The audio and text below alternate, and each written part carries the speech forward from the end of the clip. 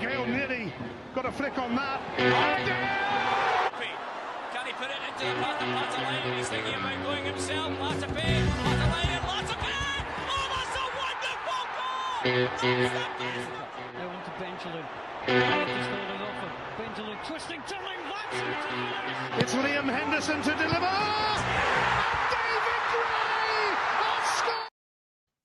Hello and welcome back to Down the Slope. You're currently in the Breakfast Club with myself and Liam. Liam, what a night last night. Oh, what a night. What a night. I feel different from the last Breakfast Club. My voice is intact, mainly because I had a 2-year-old sleeping upstairs, so I wasn't really able to shout and scream. Obviously not being at the game is different, but I feel a feeling of elation that I've not felt watching a game from home since maybe the COVID days. What a feeling. It's one of those ones. When I woke up this morning, it literally doesn't seem real. Like, we literally went to a club like Partizan Belgrade. We took the game to them and we came away with a 2-0 victory. Mate, what is David Gray cooking? How is he doing this? Oh, mate, I really don't know. We kind of gave them, I think, maybe the big talk on Monday night, in terms of they're quite a sort of storied European club. They've obviously had some massive results in European football, not least reaching the final of it about 60 years ago, reaching the final of the European Cup 60 years ago. They're a hugely storied side in sort of Serbian football history. But they're a young team. And I think, in a lot of respects, they showed that last night. They showed they're a young team. They showed they're maybe a wee bit naive. But I don't know why I'm doing it, but I'm taking away from us. I thought we were absolutely magnificent last night. Like, it was it was like we are the seasoned European team. We are the team that's like plays in Europe every season and gets these stages. That's what a seasoned European team does away from home. They take their opportunities and they defend resolutely like we did. Just so proud of the players last night. And then also shout out to the fans that went over. Serbia is definitely not the easiest place to get to on a week's notice, and the fans looked like they were having the best time ever. It looked absolutely class. But it's difficult not to start with a man that is on screen just now, Martin Boyle. Talk to me about that performance. First of all, what was your reaction on my stream? I thought it went in at the start of the game when he tried to lob the keeper. Oh my god! That for me though, that actually felt like a good benchmark for how the game was going to go, because after that, actually, how sometimes in football games you get those moments where you're like, we could actually do this. I know it sounds daft because it was like a lob from 40 yards, but I was like, we're actually up for this. I'll be honest, I wasn't actually looking at the screen at the time that happened. I was looking at my phone, which is one of the terrible things with watching the game in the house, is you do have a tendency to look down from it. And I looked up and I was like, what on earth has just happened? And you see the goalkeeper scrambling, you think, oh my god, is that one of those moments that just, if that had just maybe gone in, it would be a different night? But it proved not to be. He was he was magnificent last night. I think, there was obviously a wee bit of worry in some of the group chats when he went down with that sort of kind of straight leg fall. But he just, everything that went through him last night, some of his runs, he managed to even keep himself on side for some key moments, which I know will please some people who were really wound up about that last week. It's just a proper, performance befitting of the player that he's been at Hibs, to be fair. 101 goals now, his 100th goal, you could argue, when you look at it over the piece, his 100th goal for Hibs could be his most important yet. Yeah, absolutely. And one thing I'm absolutely loving is a partnership that he's building with Bowie. Like, the two of them just look so smooth together. Bowie's hold up play and then Boyle running in off the back. And let's talk about the penalty, because that's the goal that both of them were involved in. We were having a quick chat before, and you think it was a wee bit soft? I think it's one of those. I compared it to the Obita one against St Mirren a couple of seasons ago, where yes, I think there's contact and it's a foul, but I don't think that's necessarily where the ball's going. I think if you watch the flight of the ball, I think it's probably going to avoid that area. So I think the only way you could maybe look at it and say it's a penalty is if you've got a real strong belief that Bowie can get to the flight of the ball, which I'm probably not convinced that he can, but no complaints whatsoever about it. It is a foul, and the defender ultimately, it's that rotten cliche that people use around he's given the referee a decision to make. It's one of those ones that when it happens against Hibs, it's like, that's never a penalty. But last night I was like, he rugby tackled him, ref. You can't no give a penalty. And then I was watching it with Bex and Leah, and then I was literally like to them, Martin Boyle, I love him, but he's terrible at penalties. I would love to see the numbers on how many penalties he's put right down the middle and it's actually come off, because it was a shocking penalty, but it done the trick. I mean, I'm of the view that there's no such thing as a shocking penalty that's scored, but I know what you mean. Yeah. Like because ultimately the outcome's the same regardless. He stepped up in the big moment, right? Having just got his 100th goal, a real pressure penalty, because you do feel like there's a risk at 1-0 if he misses that penalty. That gives them a real lift for the last 20 minutes. And then all of a sudden you're talking about a whole different dynamic. And look, I know they're down to 10, but there's the potential then maybe just getting a goal back. And that would be a real one. That was the thing that was going through my head, certainly, when he was stepping up. I don't know about you. Yeah, no, me and Bex were saying the exact same thing. Like we both, when it comes to penalties, after the amount of times we've been scarred by Hibs in the past, we're just full on believing it was missed. We're like, oh no, I wish we never got the penalty at this point. We obviously celebrated the penalty being awarded, then we were like, shit, we actually need to score it. I know. That's always the worry, isn't it? Like it's obviously amazing getting them, but you're right. I think it's something like 70-80% of penalties result in a goal, right? So the odds are kind of certainly in your favour, but you do have that sort of inbuilt pessimism. I think that we've all got as Scottish people, really, but probably as Hibs fans too. You go, oh, it's going to be that 22% that we don't score from it. Aye. And then obviously we were joined again for those watching at home by our American friend, and I think he had his finest moment potentially ever as he lauded, in my opinion, the best part of the game apart from the goals, the human torpedo, Jordan Smith. My heart was literally out my mouth at that point. I was like, what is going on? And then he literally flew and got that bullet in there. That was iconic. It's so good. It's so good. Like, I think the still's actually better than the video of doing it.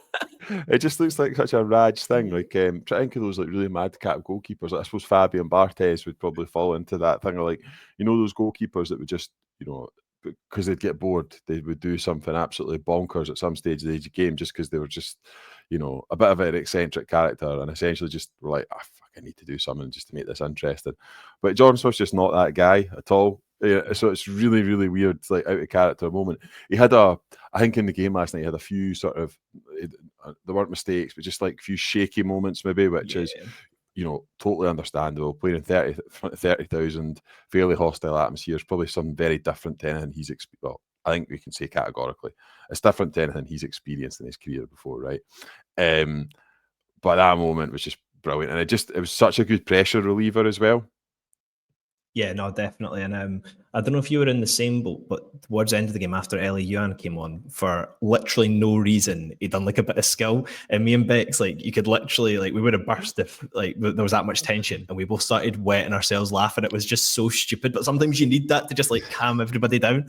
But yeah, no. And just whilst it's so good, man. But just whilst we're on Smith, like, I think that's the perfect like half of football for him. We need someone to calm the game down, like collect crosses and like fall on the ball. I think Smith is so good at like just game management. So big kudos to him. We could literally talk through the entire team and list off how amazing they were. But what about we just take two players each? So we're not talking forever and ever. Is there any other standards?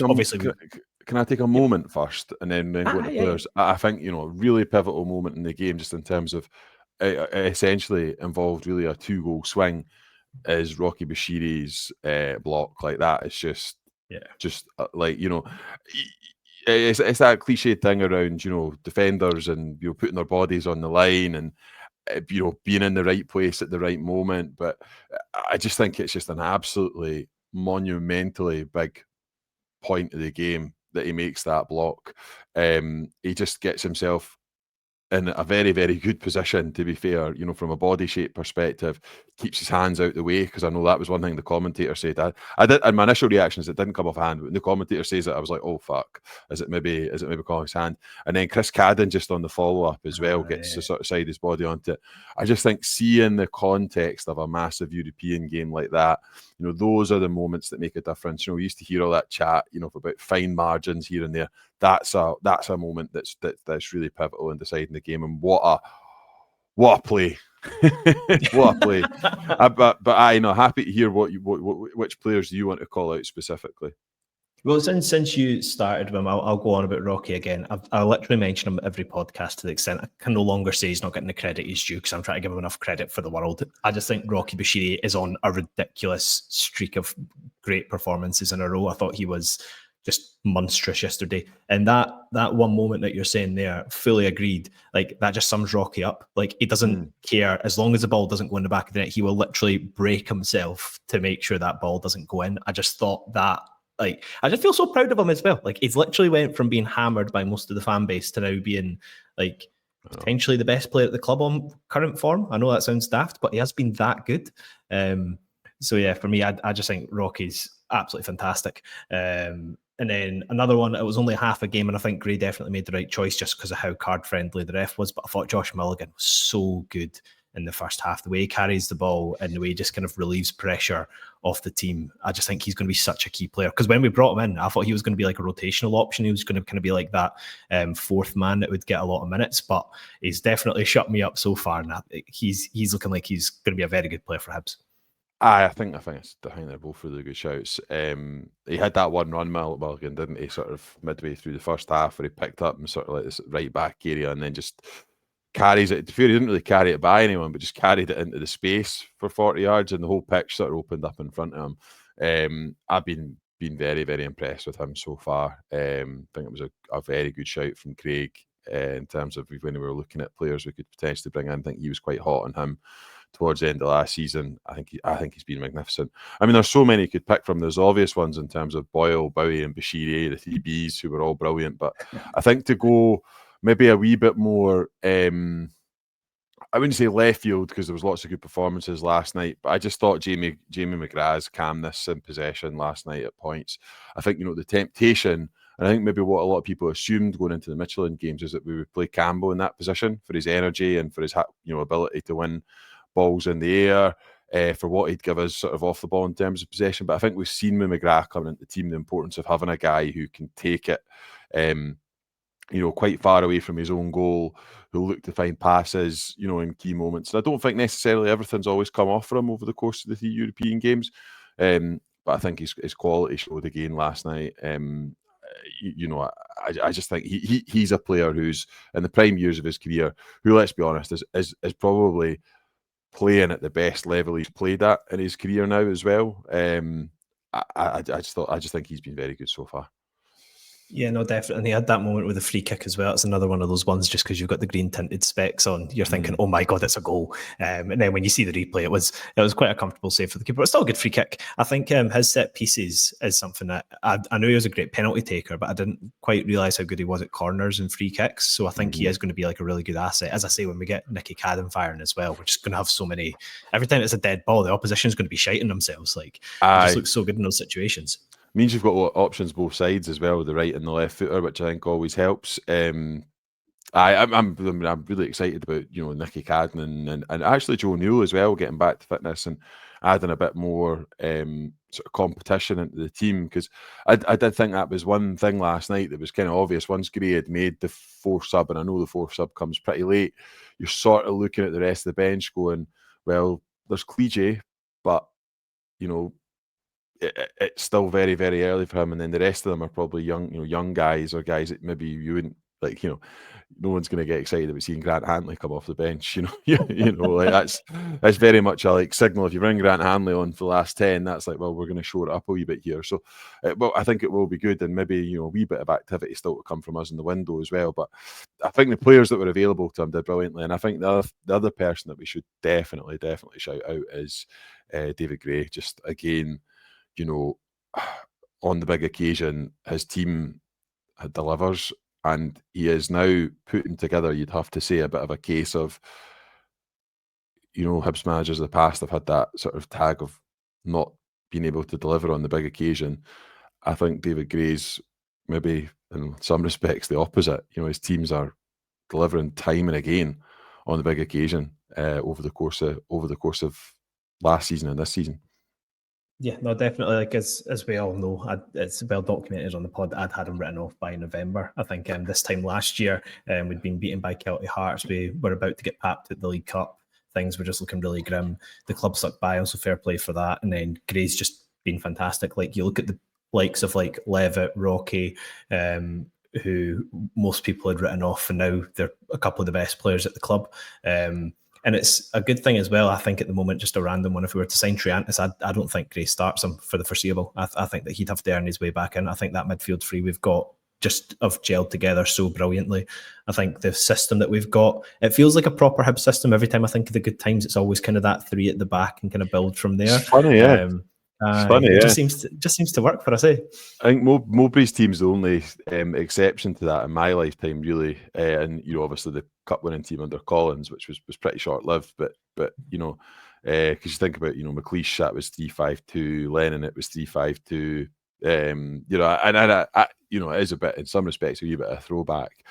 And it's funny, because last season we went to that almost out of necessity, really. You could say it was a choice, but I think he did it based on the options that are available to him in our form at the time.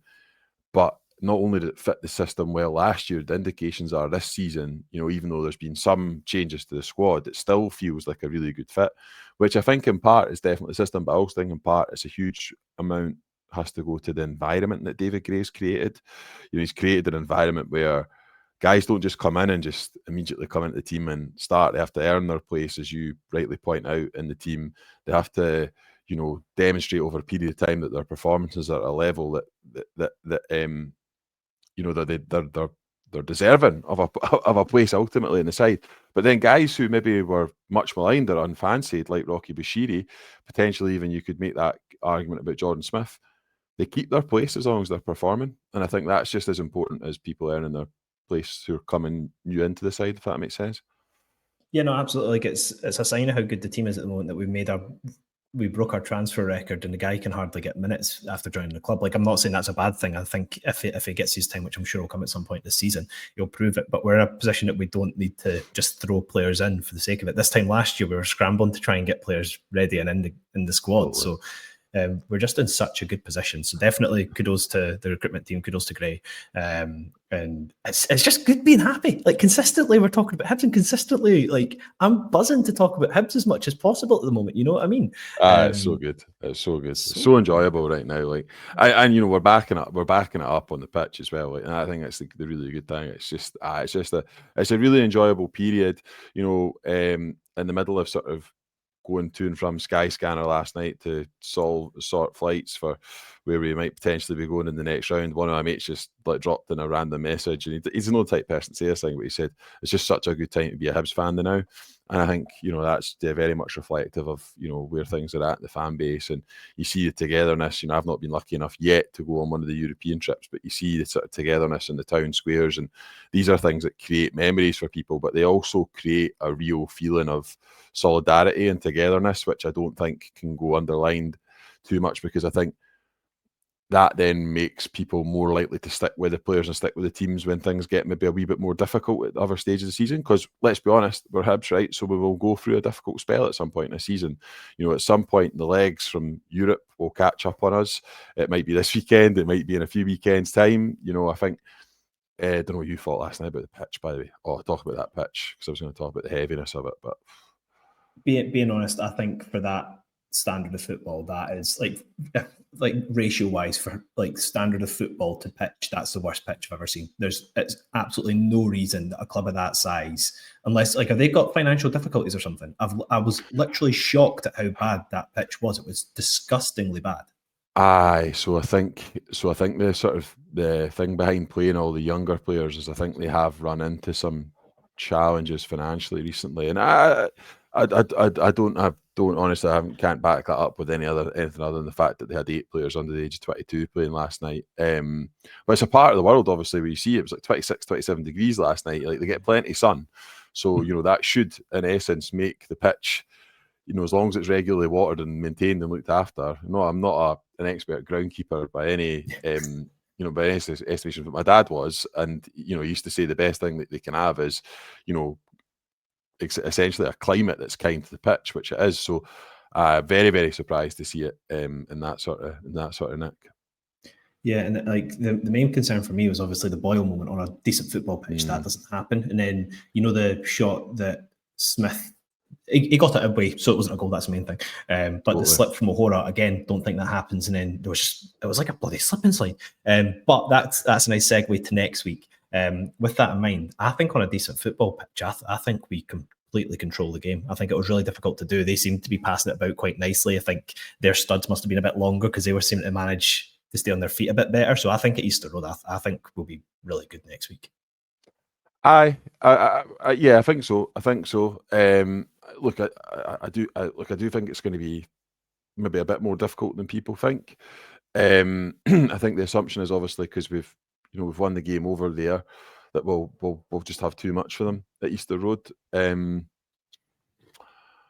think they, in a lot of senses, them losing that first leg 2-0 at home means the pressure's off, because the expectation now was, with the expectation last night, certainly from a bookmaker's perspective and everything, was that for them to win that game last night at home. They didn't, so they'll be going into that with the attitude nothing to lose. Well, they'll probably, I think, throw the kitchen sink at us probably quite early on in the game and see how we respond.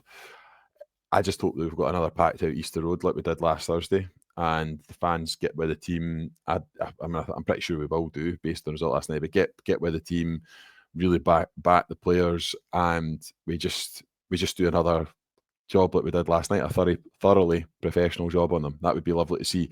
But I don't know. What do you think? How do you think they'll set up next week?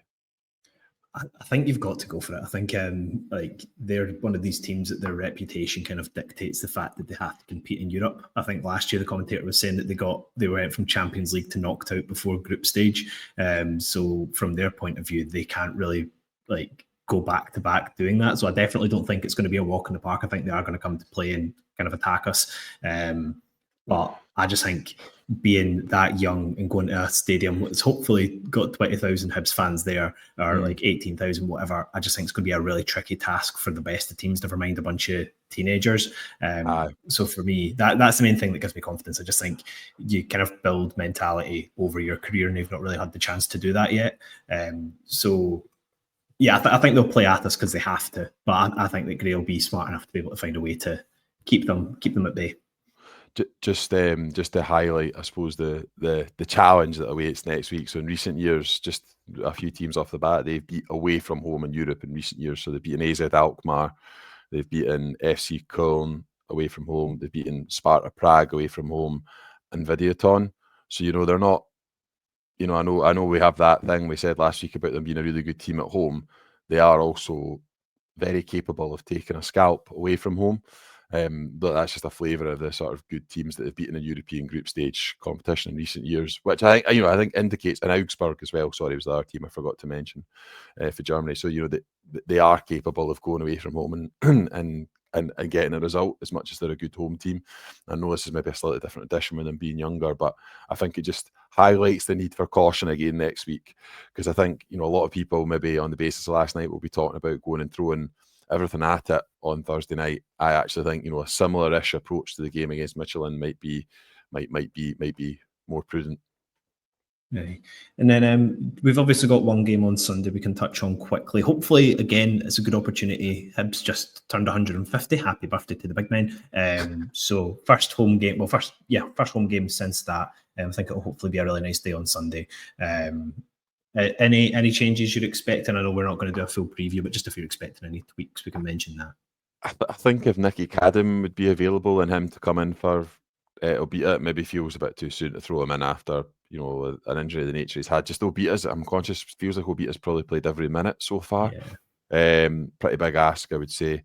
I think the only other one, just because he went 83 last night, is you'd maybe look at dropping Bowie out for Cliche or Yuan. It was a lot of football he played last night. But other than that, I would be tempted to go the same. I think they've sort of back three central defenders. I think you generally don't do quite as much running in those positions as you do in others. So I think you would probably want to keep that from a continuity perspective. But I don't know. What about you? I wouldn't mind potentially seeing Hanley come in for O'Hora, just because O'Hora, again, I think has put a really good shift in so far this season. Wouldn't mind seeing him get a break. And then middle of the park, essentially, I just think a few players looked leggy. And Hoylett, I thought he struggled a bit last week, but I thought he was brilliant when he came on. He's like, that was the performance that I was expecting at Dundee. Like, he just looked so slick and smooth on the ball. Yeah, so good. So if he can do that level on the weekend, definitely wouldn't mind him seeing him coming back. And then also Boyle, just I know he managed to play on afterwards, but anytime anybody goes down without anybody touching them, it always just gives me a bit of the fear. So I wouldn't mind seeing him benched and then brought on halfway through the game if we need to. But hopefully we will. Yeah. I think potentially you could look at maybe going Killie and Yuan up top just to give those two a rest. But I am also very conscious that Kieran Bowie is the only striker of that sort of profile that we've got at the club, and he's been. We sort of touched on it at the beginning, but he has been pivotal so far to the start of the season we've had, particularly in these European games, because he's so good at getting us up the park by winning free kicks and holding the ball in. So it was obviously a very different type of performance if you go with Killie and Yuan. Yeah, definitely. But Liam, any final concluding happy thoughts on last night? No, I mean, it's just really exciting. And good luck to anyone who's done what we've done and just bit the bullet and decided to just book the flights and book the hotel. I would thoroughly enjoy just 2 nights away in Warsaw anyway, so it doesn't really matter too much to me. That's really all I have to say on the matter. Skyscanner Hibs Supporters Club in full swing last night, I think. Yeah, no, absolutely. I think as soon as it got to halftime, everybody was just like, okay, we need to do it. So good luck. Let's hope that Warsaw don't make the biggest comeback ever as well against the City. Oh, I know, mate. I know. Well, I did think, though, there is a prospect to just going to watch the Legia game anyway. Try to get a ticket in the home end. I've been to a Wisla Krakow game in the past, and they played Lech Poznan at home. I could maybe just go to Legia versus Partizan, or if Legia win, then Legia versus Midfield, and I'd be supporting Legia probably in those circumstances. So yeah, but we didn't have to worry about that because the cabbage are flying. Liam, what a day! What a day! Hey, okay. Thanks everyone. Happy breakfast. Catch you next time. Goodbye.